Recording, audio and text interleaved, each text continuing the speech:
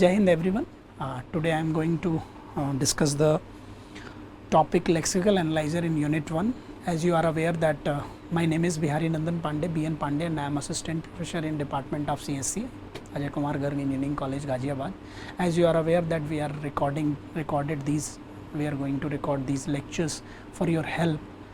In that particular series I am going to today I am going to discuss the unit 1, a part of unit 1, that is called lexical analyzer. And what is lexical analyzer? Lexical analyzer is the first phase of compiler, and it will take the source program as input and produces token stream as output, which is very meaningful sequences for further processing during compilation. So I am going to cover in this lexical analyzer what is basically lexical analyzer, what are the terminologies involved in explaining or developing lexical analyzer, because in lexical analyzer the regular grammar is the most important and most suitable component or particular technology through which we can implement this lexical analyzer. So here we are going to discuss the terminology of regular grammar also, because only regular grammar will take as input as source program and generate the token stream, which is in the form of keyword, operators, identifiers and constants and other things. So what we are doing through lexical analyzer, we are taking as a high level language as an input, which is written by any particular user in the given system, and we are just extracting the meaningful information, which is the computational part of the particular program. So we are discuss lexical analyzer, then terminology of languages, regular expression, finite automata and Thompson construction cell. If we are talking about lexical analyzer, so what is the lexical analyzer? So lexical analyzer reads the source program character by character to produce tokens. Why it reads the particular program or component of the program by character? Because one input at a time it scans, because the length of variable may be 1, the constant length is 1, the operator length is 1, only the keyword and identifier might be having the more than length of 1. So if we are scanning one by one character, we are getting the exact number of tokens in the given program in the proper way, so that we will use it for further computations. So normally a lexical analyzer does not return a list of tokens at one shot. Every time it particular scan the particular input part. Out of that, some of the part, when their scanning is on the way, at that moment some of particular expression, some of the particular symbol will show that the particular token has been already traced out, and we have to backtrack that, and then we have to read that. Like if you are reading for, like if you are writing for I equals to 0, suppose that is the program. So if you are reading this for I equals to 0, you will see that when it read F first, then O first, then R first, then some different token has come. This is called delimiter or separator. So till this, it will just think that at that moment the machine will think that we have already discovered or traced out some of the tokens, but right now some another token will be maybe in next. So what we are doing, we have to backtrack that and finding out the particular token, and we have to return the for as keyword. So that is the process of basically scanning the particular input. So it returns a token when the parser asks a token from it. When next phase will demand the particular token, at that moment it will generate the token. So you have to see in lexical analyzer, it will take source program, generate tokens. If parser is required, this token is generated when parser is required. If parser is demanding the next token, again that token will be generated. So that is the process of lexical analyzer. So it is the interface in between when source program is taking as input and provided the input for parser also, which generates the parse tree. Now that is called preliminary scanning. Okay, there are two particular processes involved during lexical analysis. One is preliminary scanning and one is input buffering. So if we are talking about preliminary scanning, if we are seeing that in this particular code, if then there is a space, then left parenthesis, then x1, then again a space, then a star, then x2, then less than, then. So there are a lot of, you are seeing that there are two particular buffer is used, and in these two buffers you have seen that some of the white spaces and comments are there which is not useful for the program. So what we are doing, we have to remove those particular white spaces and other things which is different from the tokens, which is not at the part of token. So that is called basically preliminary scanning, and that scanning will be used for lexical analysis. What is the benefit of these? That is, error reporting is there, then model using regular expression, then recognize using finite automata. So these three are processes of used to applying this preliminary scanning, and through this preliminary scanning, what we are getting every time, we are getting only the token. Like if is a token, that is keyword, then x1 is a token, that is basically identifier, star is an operator, x2 is an also identifier, then less than 1, and these are 0.0, and these all are, we are extracting the different, if we are extracting the tokens from this, then if x1 star x2 less than 1.0, then again if, then x1, then star x2 less than 1.0. So if you are seeing that here, your scanning process will be going, it will take more time because some white spaces are there. If you are removing these white spaces, we are getting the exact tokens. Out of that, we are using these separators also. So this is the process of scanning the particular program or high level language through this. So in lexical analysis, sentences consist of a string of tokens. So whatever sentences are there, they may be having the string of tokens. What we are doing, we have to extract those tokens. For example, number, identifier, keyword, string, these are definitely the example of tokens. Sequence of characters, these are the example. Sequence of character in a token is lexeme. What is lexeme? If we are talking about keyword, so keyword is token. What is lexeme? If we are talking about for, because for is the actual trace out of particular keyword. So for is actual keyword.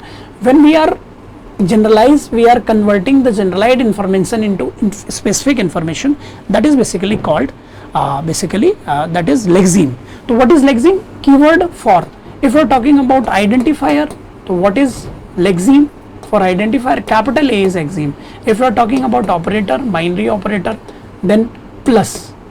Plus is basically your lexeme. So there are three terms.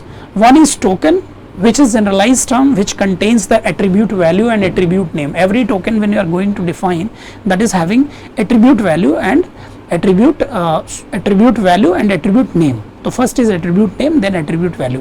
When sequence of character in a token is a lexeme, for example 100.1, counter, constant, how are you, these are the tokens because these are lexemes, these are the real value. Rule of description is pattern. So if you are going to define any, like identifier, if you are going to define identifier, it will use letter, that is written over here, letter by digit closer. So that is the pattern, means that is the regular expression basically which are defined the identifier part. So this regular expression will cover all the identifiers. So this is the called pattern, means pattern is a description in the form of regular expression which prompt when that particular action will be performed. Means if any time any identifier is recognized at that moment, the action will be prompted through this particular regular expression. So this is the these three terms are used to specify the tokens and other things. So interface to other language, how it will interface to other.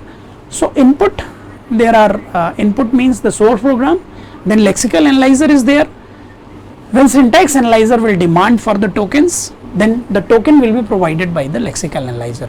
Why do we need this pushback?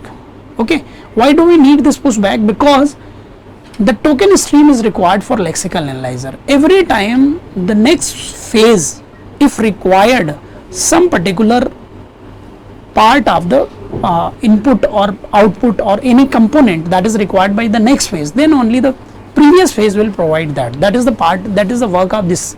So that is pushback is required you to look ahead, for example, to recognize. Okay, typically implemented through a buffer. keep input in a buffer, move pointers over the input. So there is a buffer used. Through that buffer you can identify the particular tokens. So if I am writing here if if, that is not there, if, then I equals to 0, suppose. That is the basic part. So there is a beginning, token beginning pointer, beginning. Then there is a look ahead pointer. So these two pointers are used for input buffering process where the token discovery process is performed. So I is readed, then if F is readed, I is readed, F is readed. After that there are some separator is there. So here the look ahead buffer will identify that is separate from this, because keywords, tokens, identifier, other things are information is stored in the symbol table. Through that we can identify that key there are separator is there, which separator shows that key some of the particular token has been already discovered. So what we are doing, we are just moving back and declare that if is a keyword, then again we have to move the process, and accordingly the your pointers will be moved from one place to another. The terminology of languages, because regular grammar is used to convert the source program into this token stream, and in regular grammar there are two structures, DFA and NFA. DFA is the only machine which is optimized, is only machine that is able to generate the lexical analyzer through which we can get this token stream, that is the input for the next particular phase. So we must study that, because transition diagram, DFA, deterministic finite automata, in which every time you are giving one input at that one state is there and one output state is there. So where definiteness is there, so through that definiteness you can separately extract all the particular tokens like keyword, identifier, and every specific information in their specific format. So what we are using, alphabet is a finite set of symbols, and in that string, language, and operators on string, there are three things are there. So string is what? Finite sequences of symbols on an alphabet. Sentence and word are also used in terms of string. Epsilon is the empty string, and mod of s is the length of a string s. So suppose we are writing this a b b, and we find out the mod, then the length is 3. Then there is language, sets of string over some fixed alphabet. So phi is the empty set is language, epsilon is the set containing empty string is a language, the set of well formed C programs is a language, the set of all possible identifier is a language. So these are the category of language. Then operators on a string, we can use concatenation, we can use union, we can use closure, and different operations are used in this terminology of languages. So what are operations are involved in languages? So there is first operation is concatenation, L1, L2. So we are using Thompson construction algo, through which we can convert this regular expression into finite automata and finally convert it into DFA by using subset construction algo, and that is the whole process to generating lexical analyzer for the given different inputs. So if you are talking about concatenation, so if you are writing any string in the form of A, B, so A and B is in concatenation form, L1, L1. Okay, so that is written in the direct form. You can write in a sequence form, AB. So that is called concatenation. Then union, union means you can L1 union, L2 means L1 is also is there and L2 is also there in any of the particular string. So that is union. Then exponential, then clean closure, then positive closure. So there is a difference between clean closure and positive closure. In clean closure, empty string is also allowed. In positive closure, there should be one length input is there. So these are the operations on language which we have already I hope you have already studied in finite automata subject, because the prerequisite for this subject is automata, but not more concept is required, but initially you have to have some basic particular description about the automata theory, so that you will just perform all the operations of compiler design. Like example, L1 and L2 is there, then L1 and L2 is there, L1 union, L2 is there, ABCD 1 2, because everything is available. L1 cube all string with length 3 you can use is using ABCD. Okay, L1 closure you can use any of the length, and L1 plus does not include the empty string. So this is the example through which you can just having some glimpse about the automata part. Now the most important part is regular expression, because regular expression that is a kind of pattern through which you can identify the tokens. Like for keywords, some regular expression is there, although this is unique. For identifier, there is a common regular expression through which you can, whenever you are going to find out some lexeme, at that moment you can put it that in that regular expression and you will get that. So regular expression is a complete set through which you can identify that kind of token. So like if you are talking about identifier, later by digit closer. So that is the basically regular expression for identifier. You can extract any of the identifier by through this particular regular expression. So that is, so we use regular expression to describe token of a programming language. A regular expression is built up of a simpler regular expressions using defining rules. Because if you are talking about this, so there is a union operation is involved, then again there is a concatenation operation is involved, then there is again clean closure involved. So whatever characteristic we have already defined for that, we are using these characteristics in this particular part, so that we will build up the particular regular expression through which we can cover all the particular type of that specific token, like keyword, like identifier will be covered by this using this particular regular expression. A language denoted by a regular expression is called as a regular set. So whatever language that is accepted by or denoted by the regular expression is called regular set, or you can say it is called regular language which is accepted by the DFA. So regular expression over alphabet summation is what? That is the collection of basically input alphabets, that is the part of accepted language. So these are the summation. So regular expression is if epsilon, then language it denotes epsilon. If A belongs to summation, R1 by R2, LR1 union LR2, okay, R1 R2, LR1 LR2. So these are the R1 slash R2. So that is basically represent union. We can use plus also, then concatenation is used, clean closure is used, positive closure is used. So these are all operations that is defined over the regular expression. We may remove parenthesis by using precedence rule. So by precedence rule we can define the highest priority operator, where to go, where to operation is performed, because different operators having different priorities through which we can take a particular expression or sequence of a particular mathematical formulation, and then these formulation will be calculated by using these priorities. So these are also, so there is different examples are given. Summation equals to 0 1 0 1 means in that particular case we have only 0 1 input, and in 0 by using this 0 1 input we have to define all the set. So summation equals to 0 1 means the input alphabet is 0 1. So 0 by 1 equals to 0 comma 1, 0 by 1 0 by 1 is the set of this. If closure, you can take in that number of zeros are allowed. If 0 by 1 closure, all string with 0 and 1 including the empty string, means you can design any particular length of a string, any particular sequence of a string by using 0 and 1. So these are the basic operations that is used. Now regular definition. To write regular expression for some languages can be difficult, because their regular expression can be quite complex. In those cases we may use regular definition. Okay, in some of the cases the regular expression is not clearly defined. Okay, at that case we are using regular definition. We can give names to regular expression and we can use these name as symbol to define other regular expression. So a regular definition is a sequence of the definition of the form. So what is a regular definition? So regular definition is the form of D1 to R1. R1 is regular expression D1. Like we have already talked about the letter and later by digit closure. You have already seen that. So here letter and digit directly cannot define any particular thing. For that purpose, there is no regular expression has been defined directly by letter till we are giving some name to that.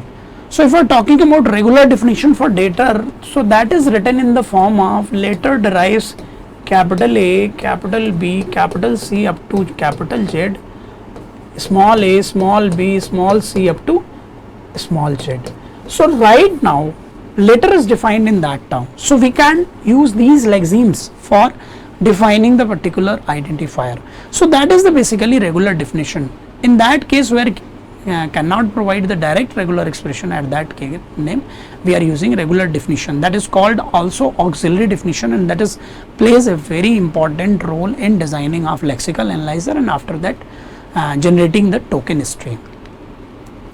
So that is already example which I have already tell you that example has been defined. Here you can see that letter A to Z and digit, then ID, if you are taking that identifier is defined by that, so letter by digit closer.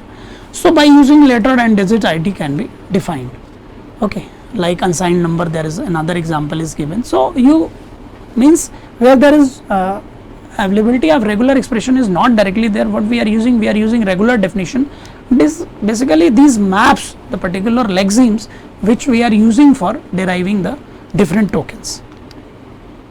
Now finite automata, a recognizer for, you all are aware there are two types of automata, that is deterministic and non-deterministic. Only different is there in non-deterministic, multiple input for one particular state, single input can be derived for multiple transitions, but in DFA there are one input transition for one particular state and one particular output state. So that is the difference between, you are all aware that, but both deterministic and non-deterministic finite automation recognizing regular sets, but which one is used for lexical analyzer? So deterministic faster recognizer, but it may take more space, non-deterministic slower, but it may take less space. Deterministic automata are widely used for lexical analyzer because we need finite state machine, we need definite state machines through which what we required we have to extract from that machine. If we are requiring keyword, that machine will just generate the keyword and that will be giving to parser. So that is the very important, when parser is required anything, we cannot send to it all the particular tokens. No, the required token will be extracted from that. So we have to make some procedure through which we can generate that required tokens, and that would be generated by deterministic automations. So first we define regular expressions for tokens, then we convert them into DFA to get a lexical analyzer for tokens, then algorithm 1 regular expression to NFA, then DFA, algorithm 2 regular expression to DFA, directly convert a regular expression into a DFA. But in compiler we are using the first method because lot of programming means one program contains a lot of components over there, and for that component, for that keyword, for that tokens, we have to generate a sequential operation through that, through which we can curtain every particular aspects of the keyword tokens, so that every token will be generated by that. So first method is preferably used. We cannot use directly DFA because for a larger set it is not possible to generate directly DFA. For the practice purpose it is easy to use, but for a detailed description that is not very applicable. So what we are using, non-deterministic finite automata firstly. So you all are aware there is only transition state, you are seeing that there is a set of state, summation equals to a set of input symbol, movement, that is there is a transition function is used, then S0 is a start state and F is a set of final states. And how that is defined? So summation, if you are taking states Q naught comma A, so that map different states A, multiple transition is there. Okay, so that is defined by for that. So this is the NFA example. You can see that for input A, 0 to A is 0, 0 to A is 1. So there are multiple transition for small a. So that is basically NFA, and that is NFA for A by B closer AB. You can see that there are different operations are involved. There is union operation involved, closure operation involved, and concatenation operation is also involved. Now deterministic finite automata, only thing is that no state has epsilon transition. So epsilon is removed from that. In NFA there is a scope for epsilon, but in DFA there is no need for epsilon, because every effective particular transition will be only catered by the deterministic finite automata. And second is for each symbol A and state as there is at most one leveled edge A leaving S, means only one transition for one. So if you are seeing A by B closer AB and the DFA is constructed, you can see that for 0 only A and B transition, for 1 only A and B transition, for 2 only A and B transition, and single transition is there. So that is called deterministic. That's why the number of states are already also deterministic, and the particular if you are designing the machine, that is also deterministic. The output is also definite. You can fix that output for a particular definite machine, and that definite machine will generate that only that output, nothing other than that.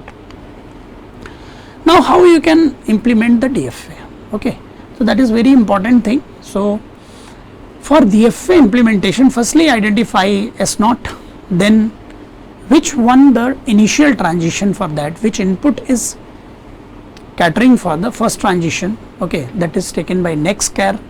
Then while end of a string, whatever string you have taken, move S comma C, okay, S comma C means the particular next character. Suppose 1 is there, so S comma A, C equals to next character, that is transition function. And if S in F, if the next state which comes after the transition of previous input, if it is in final state, then S is an accepted state, means at that moment whatever type of string has been derived, that is in final state, and return S, else return no, means till the time we reach that final state, that is only.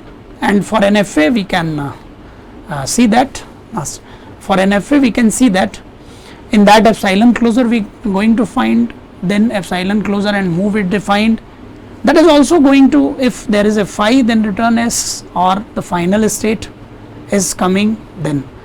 So, in both the particular process NFA and DFA, if you are getting the final state, then only the particular string is defined. So, till today I am only telling you about this time. In next time I will discuss the further things. Thank you very much.